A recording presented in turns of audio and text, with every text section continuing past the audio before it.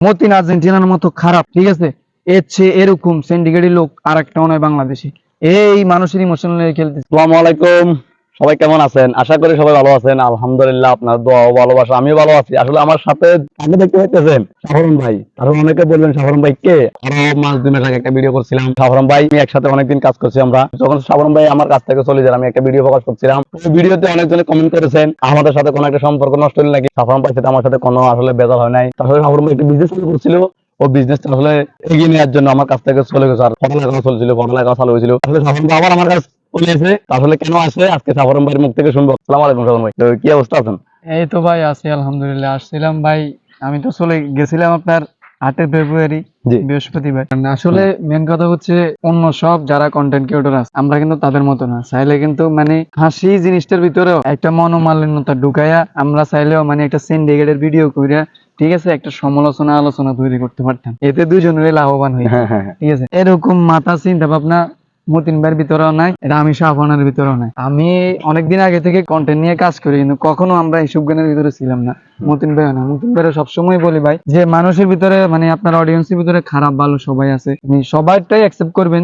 শুধুমাত্র যারা খারাপ বলছে তাদেরকে আরো বেশি ভালোবাসবেন, তাদের ওই জিনিসগুলো দেখবেন আপনারা তারা কি জন্য গালে দিছে, ওই জিনিসগুলো অ্যাভয়েড করতে চলবে। তো আমি দেখি খুশি হই যে মতিন ভাই যতই দিন যাইতেছে আরো নিজেরা আপডেট করতেছে। তো আমি চলে গেলে কি হয়েছে, আমার গ্রামের আমার এক ভাইরে আমি আবার দিয়ে গেছি। মতিন ভাইয়ের কাছে ওর নাম হচ্ছে রাসেল।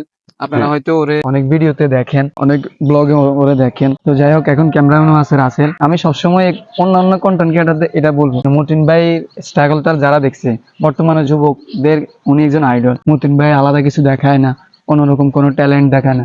আসলে ভাই উনি যেটা দেখাইতেছে, যেটা করতেছে, এটা অনেকের সাধ্যের ভাই। কারণ কি, উনি যে পরিস্থিতি থেকে করতেছে, এই পরিস্থিতি আসা অনেকজনের স্বপ্ন।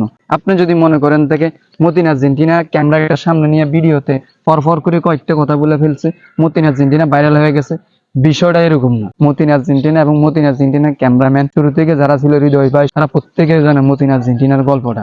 তাদের থেকেও বেশি মতিন আর্জেন্টিনা নিজে জানে কোথায় থেকে আজ কোথায় আসে। আজকে মতিন আর্জেন্টিনার প্রায় 1,90,000-এর মতো নাকি 90,000 সামথিং ফলো হয়। এই সামথিং ফলোয়ারটা এত সহজ না। ধরেন আমি ইচ্ছা করলে কিন্তু আপনার ক্যামেরা ইউজ করতে পারতেছি না, মোবাইলে ধরতে পারতেছি না, সবকিছু আমি এক হিসাবে আমার ওগুলা আরেকজনে করা লাগে। আপনার জন্য মেনশন দিছি আমার পেজ, উনি যেন আমার ইয়া দিছে, ভাই মতিন আর্জেন্টিনার সাথে আমরা কোনো ঝামেলা হয়েছিল, হ্যাঁ আমি কি জন্য না না জানতে পারলে ভালো হইতো, হয়তো ওদের একটা দুইটা ভিডিও হইতো। দেখেন ওনার একটা স্বার্থ লাগে। আমি যদি ওনার একটা মিথ্যা কথা বলে দিই, আমার 10,000 টাকা নেয়, কথার কথা একজন কন্টেন্ট ক্রিয়েটর আমার 10,000 টাকা দিল, আমি কইলাম মতিন আর্জেন্টিনার মতো খারাপ, ঠিক আছে, এর চেয়ে এরকম সিন্ডিকেটের লোক আর একটাও নয় বাংলাদেশে। এই মানুষের ইমোশন নিয়ে খেলতেছে, এই সে বক্কা। হ্যাঁ, আমি এরকম কিছু কথাবার্তা বলে যদি দিতে পারে মতিন আর্জেন্টিনা, আমি তো এখন ওনার কাছে আসতেছি, উনি আবার লাগলো ভাই, ঠিক আছে। এই উসুলে আমি কিছু টাকা কামাইলাম, আরো কিছু সাংবাদিক আমার কাছে আসলো। সাংবাদিক বলতে আত্রা পাত্রা সাংবাদিক জাতীয় কিছু আছে না, ওরা আসলো। তাহলে আমার একটা ফেসবুক দিলাম, পরে মতিন ভাইয়ের সাথে মাপটাপ চাই নিলাম, ভাই দেখেন আপনারও ফায়দা হবে, আপনার সাথে আরেকটা ভিডিও করে নিলেন, ভালো হয় না বিষয়টা?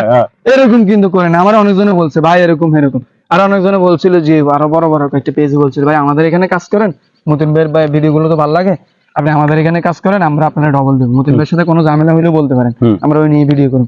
আচ্ছা আপনারা বলছিলেন ঝামেলা হয়েছে, ঝামেলা হলে আমি ভিডিওটা কিনলে করুম, ঝামেলা হলে তো আমি আড়ালে চলে যাবো, আড়ালে চলে যাই ওনারা গালাগালি করুন, হ্যাঁ তাহলে আমারও সুবিধা হইবে, ওনারা ওখানে না। অনেক খারাপ লাগছে ভাই আসলে আমার কাছ থেকে চলে যাওয়া। দীর্ঘদিন একসাথে ছিলাম, কাজ করছে। একটা ফাঁকি হিসেবে বলেন, একটা ফাঁকি যদি আমরা ফেলি, ওই ফাঁকিটা যদি কোনো একদিন পারা যায় না, চলে যায়, ওই সময় মানুষের কাছে কিরকম লাগে অনেক।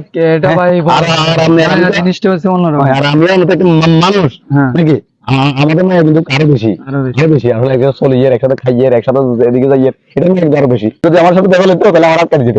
তাহলে আমাকে তার সম্পর্কে দিয়ে গেছে, বলছে আমি তো সমস্যা নেই, আমি আপনাকে লোক দিয়ে যেতেছি, আপনাকে কাজ করেন। আচ্ছা বলেন, যদি আবার কোন ফেস থেকে আপনাকে ডাক দিবে, আমার সাথে আসলে আপনার সাথে আপনি অন্য ফেজে কাজ করবেন নাকি, মানে আপনি অনেক ক্যামেরা চালাতে পারেন, এডিট করতে পারেন ভালো নাকি, ফেজের সম্পর্কে বুঝবেন, মানে এরকম ডাকবে, তো ওইদিকে যাবেন নাকি আমার কাছে আসবেন? যদি আমার কখনো আসার ইচ্ছে থাকে তাহলে আমি আপনার কাছে বলবো। আমি না এমন একটা ব্যবসা ধরছিলাম, আমি চাইলেও কোথাও আসা সম্ভব না। তো যাই হোক, মতিন ভাইয়ের কাছে হয়তো আমি কখনো ক্যামেরাম্যান হিসেবে না আসলো, আমি অ্যাজ এ ভাই হিসেবে, ওনার একজন ছোট ভাই হিসেবে আমি আজীবন মতিন ভাইয়ের সাথে আমার সাথে সম্পর্ক থাকবে। আমি জীবনের যে কোনো প্রান্তে মতিন ভাইয়ের স্মরণ করব, মতিন ভাই আমার স্মরণ করে, অবশ্যই এটাই আমরা একসাথে কাজ করবো, এটাই সবাই আমাদের সাথে থাকবেন, এটাই অন্য কিছু না।